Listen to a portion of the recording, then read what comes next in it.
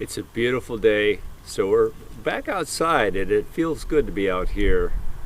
I think we all know someone who tends to hold a grudge or keep track of everything we do wrong. And it seems like every time that we hold a grudge against someone, and in some small way, it weights us down.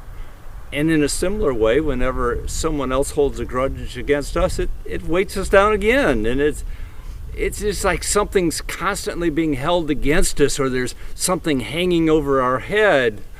Well, if you're like me and slip up often enough, the grudges can really add up.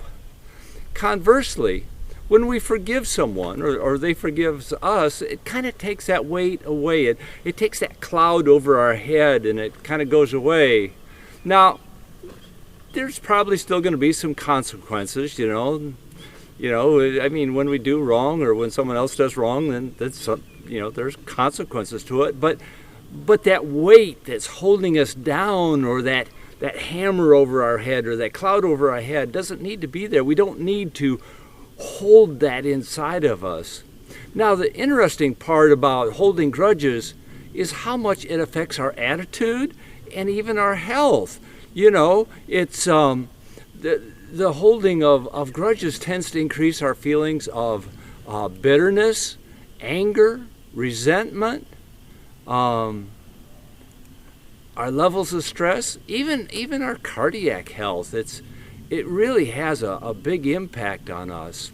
Now, the Bible talks a lot about forgiveness, both in our granting forgiveness and also in our accepting the forgiveness of others. And it seems like there's this direct link between granting forgiveness and being able to receive that forgiveness in return. I gained a neat insight about this when we go through the process of granting someone grace and forgiveness.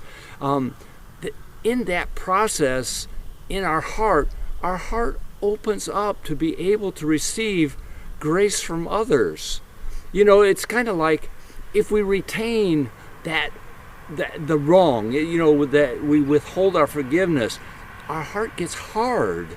And we literally can't accept someone else granting us forgiveness for something that we may have done wrong. It builds up this feeling of resentment and anger. Now, God gives us the most awesome example and model of forgiveness. Rather than holding grudges against us, He sent His Son Jesus to us to be an example of joyful living, to give us guidelines or instructions on how we should be living our lives, ways that our country and the entire world desperately need. And that's why one of our core values at Kalamo is loving God and sharing His good news. Because when we focus on our relationship with Jesus and trust in His presence in our hearts, He fills our hearts with peace and joy. And then we become beacons of His love with those around us. We become sources of grace for those around us. And that's what our message is about this week. Check it out. I hope that you find it useful.